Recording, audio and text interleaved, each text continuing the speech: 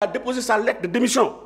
te lettre de démission effectivement la démission est un acte unilatéral kenn forcé wu ko ne ko mu démissionné moom moo ne damay démissionné mënoon na jël la procédure ne damay rendre indisponible mënoon na ko def mais moom moo choisir te moo ko wax les images sont là bu fekkee ne vous avez les images mais nañ ko teg vaar yaa ngi fii moo ne dama démissionné mais à partir du moment où il a démissionné loolu dafay créer ay conséquences de droit des effets juridiques c'est-à-dire que moom il perd complètement son mandat donc en ce moment suppléant am ki nga xam ne moo topp ci moom mooy jël poste am te exactement c'est comme ça que ça s'est passé donc j'ai même son suppléant pendant que je suis mi ngi nii c'est un certain attends je vais vous sortir son nom hein oui Ismaël Wane n'est-ce pas voilà c'est ça mi ngi nii c'était voilà Ismaël Abdoul Wane si je ne me trompe pas voilà Ismaïla Mamadou Abdoul Wane effectivement moom la ñu installé à sa place et ça c'était justement lors de l'installation de la 15e législature yaa ngi dégg bi nga xam ne si le chef du gouvernement moom ci boppam moo confirmé sa remise de sa lettre de démission au président de l'Assemblée nationale donc loolu dafa leer wax na ko RTS journaliste yi posé nañ ko en français yaa ngi dégg français bi sax leerul woon parce que bi ñu ko nee ndax da nga démissionné mu ne je vais me consacrer à mes activités gouvernementales waxul woon loolu mais bi ñu ko laajee ci wolof dafa ne dama démissionné moo ko wax ci gémmiñam mu ne dama démissionné donc c'est en ce moment que donc effectivement donc le député son suppléant bi nga xam ne il s'appelle Ismaïla Mamadou Abdoul Wane lañ ko installé kon tey ñu toogee mu naan man su ma Bassirou Diomaye président de la République donc folle damay dellu Assemblée nationale mais loolu xanaa mais attends mais loolu mënut a nekk c'est pas possible. D'accord. On écoute la vidéo ensemble après ñu ñëwaat tey moom. kon xam ndax da ngay démissionner assemblée wala da ngay toog assemblée wala da ngay des primature. non man ñaara ma fi andi woon benn bi mooy poser sama lettre de démission en tant que député am na liggéey bu ñu sumb à la primature président de la République soxla na ma ci wetam on continue ce travail là incha allah ñaareel bi mooy woon dajale mboolem seen suñuy député. pour waxtaan ak ñoom ak joxe un certain nombre de consignes kon ñu ngi leen di ñaanal ñoom ñëpp un bon mandat kóolute bi nga xam ne askan bi am na ko ci ñoom ñu mat ko ba mu mat sëkk loolu lañ leen di ñaanal mais ñu ngi continuer liggéey bi ñu doore woon fële. Juste une dernière question, remaniement ou pas? loolu président moo koy décider. merci suñu la tee lu yàgg waaye si olof rek ñu bëggoon xam ndax da ngay démissionner assemblée wala da ngay toog assemblée wala da ngay des primature. non man ñaara ma fi andi woon benn bi mooy déposer sama lettre de démission en tant que député am na liggéey bu ñu sumb à la primature président de la République soxla na ma ci wetam on continue ce travail là incha allah ñaareel bi mooy woon dajale mboolem seen suñuy député pour waxtaan ak ñoom ak joxe un certain nombre de consignes kon ñu ngi leen di ñaanal ñoom ñëpp un bon mandat kóolute bi nga xam ne askan bi am na ko ci ñoom ñu mat ko ba mu mat sëkk yàlla yombalal leen loolu lañ leen di ñaanal mais ñu ngi continuer liggéey bi ñu doore woon fële. Juste une dernière question, remaniement ou pas? loolu président moo koy décider.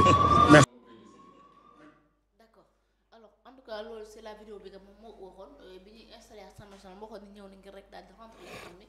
moo di sa démission parce que ñoom ñoo fa waxoon ni cumul de mandat duñ ko nangu mënoo nekk ministre ba pare nekk député alors y a un texte boo nga xamante ne si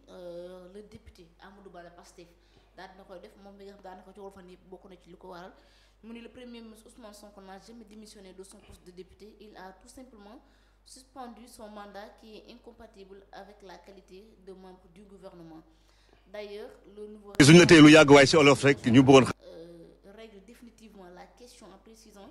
et encadrant juridiquement la procédure de suspension et de réintégration du député nommé membre du gouvernement ou à une fonction incompatible avec le mandat de député. Par conséquent, le Premier ministre peut retrouver son mandat de député dès qu'il quittera ses responsabilités de membre du gouvernement. Les opposants qui ont la haine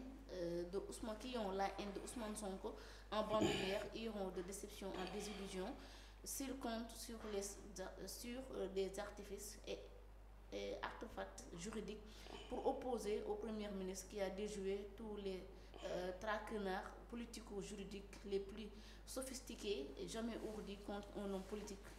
au Sénégal depuis l'indépendance honorable député Amadou Ba alors c'est ça qu'il a dit moom taxaw na fi mu taxaw que ni premier ministre dafa suspendre son mandat de député mais day nekk li nga xamante ni si moo nekk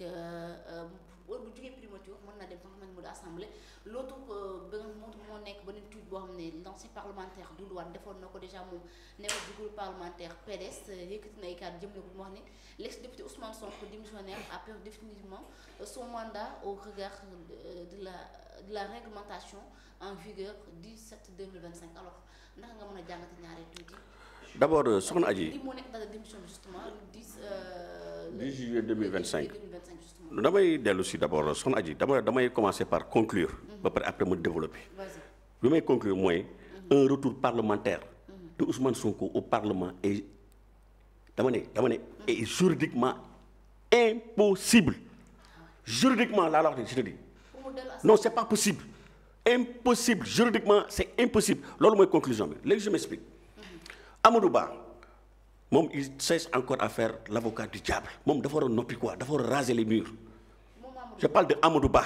personne physique intitut personnel. Je parle pas du vice-président de l'Assemblée nationale man je respecte nos institutions encore je le dis képp ku ma wax je te cite nommément je te cite en tant que personne physique. D'accord. Mais ce Amadou Ba là mais non moom moo fi nekkoon indi fi ay xaw ma fameuse daan day interpréter xaw ma loi boobu cette fameuse loi d'amnistie. fu mu mujjee de moom moo fi newoon nekk loi bi de toute façon bu ñu ko yóbboo au niveau du conseil constitutionnel. loi bi le conseil constitutionnel va se déclarer incompétent. du ma ko fi waxoon. nee na parce que tout simplement yaa ngi dégg donc conseil constitutionnel amul compétence pour statuer par rapport ak loolu conseil constitutionnel statuer na wala statuer aussi. te moom moo fi newoon dafay interprétation bi jàll na wala jàllul. doon c'est erroné il a été débouté naan par exemple naan xam nga di jéem a catégoriser personnes yi nga xam ne ñoom ñoo mën a bénéficier de cette loi ak ñi nga xam ne il ne peut pas bénéficier de cette loi mais il a été débouté. Il a été débouté et de la façon la plus lamentable c'est-à-dire la plus belle manière. Donc kooku il n'a pas de leçon de droit à nous donner. Il n'a pas de leçon de droit. C'est un juriste. Non un juriste mais quand même man juriste moom man dañ ko seetaat quoi xam nga donc du kooku moo ñuy wax loo xam ne yaa ngi dégg mën a nekk. Ousmane Sonko yéen vous l'avez entendu les images sont là l'air comme l'eau de roche mu ne dama ñëw pour déposer sama lettre de démission mais dégg ngeen ko noonu. mais non mais pourquoi moom li ne fang kenn du ko jeex lu tax muy jéem a def l'avocat du diable di défendre li ñuy wax l'indéfendable. C'est pas possible. La démission est un acte juridique qui produit des effets de droit et c'est un acte unilatéral volontaire Ousmane Sonko kenn waxoo demal nga démissionner il avait le choix moom mënoon na suspendre son mandat pour des raisons professionnelles au niveau donc de la législature parce qu'il y a un problème d'incompatibilité mais moom il a choisi la voie de la démission wax ko ne dama ñëw démissionner mais dès l'instant que tu démissionnes donc il y a des effets de droit qui se produisent. Les effets mooy lan mooy le poste devient vacant il y a une vacance du poste donc dès l'instant que le poste devient vacant donc on procède à un nouveau remplacement il a été remplacé te les effets aussi par rapport ak les effets de la démission mooy il perd son immunité parlementaire. Exactement. Amadou Ba bu fekkee dafa bëgg a faire allusion maanaam les réformes yi ñu mujj jël dernièrement mais damay fàttali ne ko la loi ne dispose que pour l'avenir et n'a point d'effet rétroactif. Ousmane Sonko bi muy démissionné c'était quand? C'était à l'entrée de la 15e législature loolu la kel ne woon c'était pas en 2024 xaw ma ci ginnaaw la woon ñoom réforme yi ñuy jël c'est maintenant mais réforme yi mënul rétroagir il faut aussi mu rappeler wu quoi ça ce sont des principes élémentaires du droit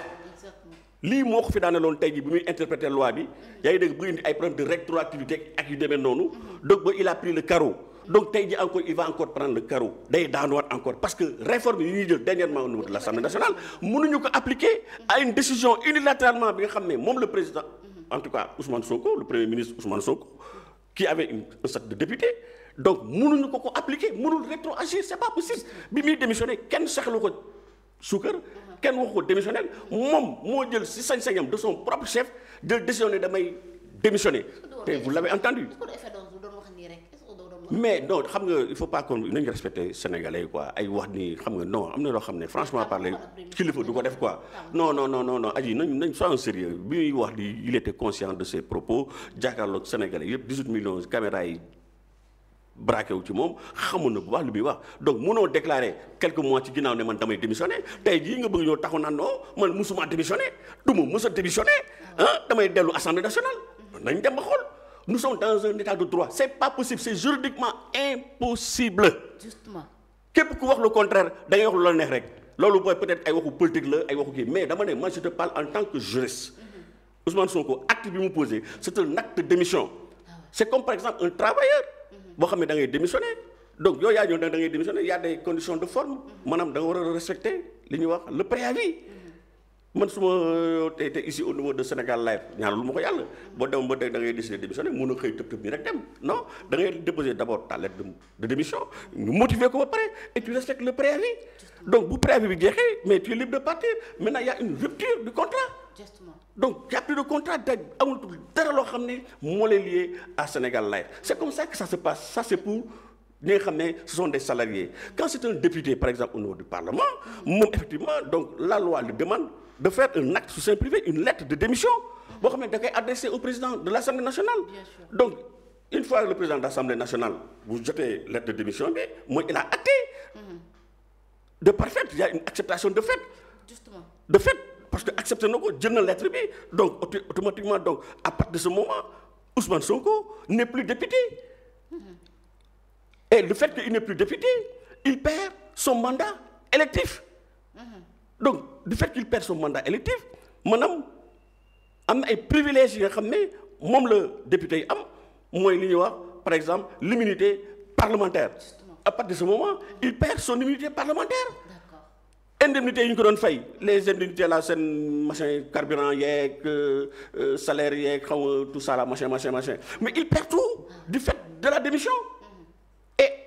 li si gën a am importance mooy le poste devient vacant vacant mooy poste bi léegi maanaam kooku bu vide la quoi donc day mun keneen mën na am sañ-sañ occuper ko donc c'est son suppléant comment il s'appelle encore Ismaïla Wane moom la ñu jël ñu installé ko dans ses fonctions de député donc oui le problème moom il a choisi d'aller au niveau donc de la primature man à l'époque sax moi je disais qu'il a fait une grosse erreur bi mu defee loolu dama ne mais il a fait une grosse erreur mënoon na choisir la voie yaa ngi dégg de l'indisponibilité voilà il aurait pu par exemple se déclarer indisponible yaa ngi dégg donc ou bien suspendre provisoirement son poste de député dem au niveau de la primature su demee ba nga xam ne léegi nag voilà xamul maanaam doyatu ko ou bien mu terminer mission bi mu am sañ-sañ daal di dellu si waat amoon na fi ay cas am na fi des députés yoo xam ne dañ leen nommer à des fonctions qui sont incompatibles avec le poste de député mais ils se sont rendus indisponibles ñu daal di dem mais après ils sont revenus. donc